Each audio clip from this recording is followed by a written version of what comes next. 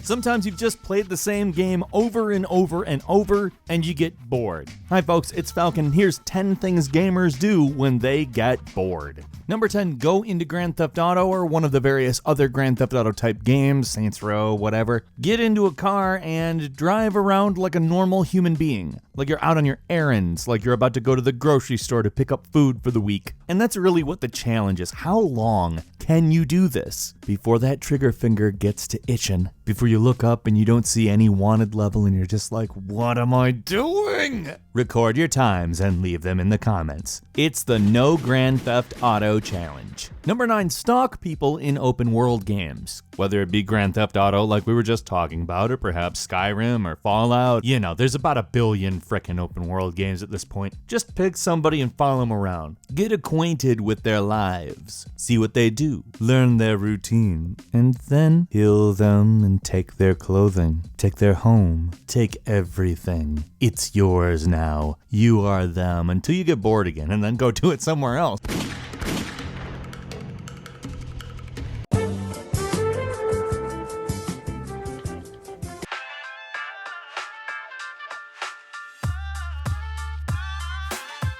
Number 8, this one kind of only qualifies for Fallout, but I think it's worth talking about. Like, there's a lot of people in the world who go, fuck the world. And a lot of people wish there was a reset button, but there isn't. However, in Fallout there is. That's right, murdering everyone with mini nukes. Oh yeah! There's really not much to describe about these. You just do it, and it's definitely a boredom cure. And yes, citizens of Fallout, I wield a power greater than yours even. Number 7 is sightseeing. And yes, this is a little bit different than simply just driving around acting as if you're a real citizen. These worlds are detailed now. We've gotten to a point where a Grand Theft Auto's Los Santos or Horizon Zero Dawn's vast wilderness have so much beauty and wonder on display in various different ways, both natural and architectural, that it's worth it to just slow down and smell the roses, so to speak. I mean, obviously you can't smell the roses. There are no real roses for you to smell yet. And let's be honest, the instant they make some sort of smell extension for a VR headset, that is going to get abused a lot. So let's just stick to the beautiful scenery. A lot of things you can see in video games are things you will never see in real life, so why not? Number 6, let's say you're bored and you want to see some sports action. You don't want to play sports, you don't want to play virtual sports, you don't want to play esports, you want to just sit down and watch a soccer game or a football game. Anyway, there's games for all of those things, and you can watch AI games. And it's actually fun too. It's a lot like watching a real game. You sort of turn off a little bit. You're not necessarily plotting strategies. You can get into it in the same way you do when you watch a real game, and you can put on games between teams that you thought would be a good match to play. You can make custom teams, all-star teams. I mean, there's a lot of reasons to set up your own virtual game and watch it. Sure, the possibility of, say, a fight on the field is a little bit low, but let's be honest, it's not that high in most sports events anyhow. Number 5, similarly, you can spectate with other players playing actual games. You can spectate watching an FPS, you can spectate watching a sports game, and believe it or not, this is actually a great way to learn how to do certain things in games as well. There are people who obviously possess pretty superior technique, and seeing it from a more custom perspective, or even the perspective of them, might make it a little bit easier to learn what they're doing, how exactly they're getting ahead of everybody else. Number 4 is hoard items in RPGs. You know, just try to get really high numbers of items and feel cool because you got a lot of something, I guess. I'm not gonna say I've never done this. I really don't even know why I do this. The more I think about it, the more I think it sounds like a dumb thing to do. But then again, when I actually get into my inventory screen, I think, ah, yes, very good. I feel better about everything in the world. Number 3 is create absolutely batshit idiotic mods. You know what kind of mods I'm talking about, like all the dragons are Thomas the Tank Engine. And who can forget the ever popular says it does something but instead just crashes everything. You know, basically trolling but in the form of mod making. Or just like make maps or something, because that's, I mean, a good way to put dicks into an environment. Number 2, start a new game and do not leave the character creator. If you're bored, the character creator can literally be the thing that keeps you busy for the rest of your life. You can look at it as though it's art or a time waster, it doesn't matter. In a good character creator, you have something to do forever. Or finally, number 1, browse all the DLC and paid content for all the games that you own and just can't justify buying.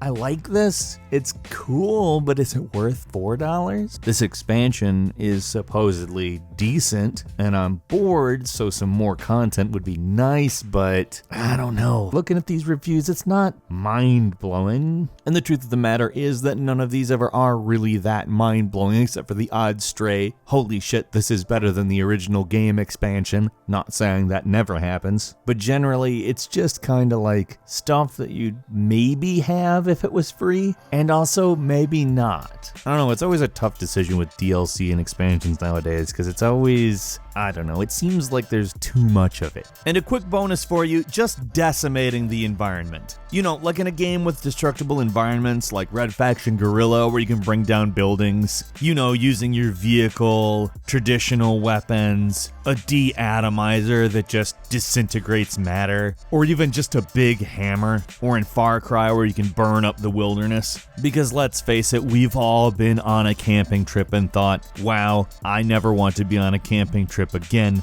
When I get the chance to burn down a virtual version of this, I'm going to. Or, you know, in the coming Crackdown 3, where the entire city is literally just waiting for it. They built a huge city and spent a really long time developing technology that would allow you to completely destroy it. What do you do when you're bored in a video game or with video games? Leave us a comment, and if you enjoy this video, please click like. If you're not subscribed now, would be a great time to do so. As always, we upload new videos every single day of the week, and the best way to see them first is a subscription. We thank you very much for watching this video. I'm Falcon. You can follow me on Twitter at Falcon the Hero, and we'll see you next time right here on Gameranx.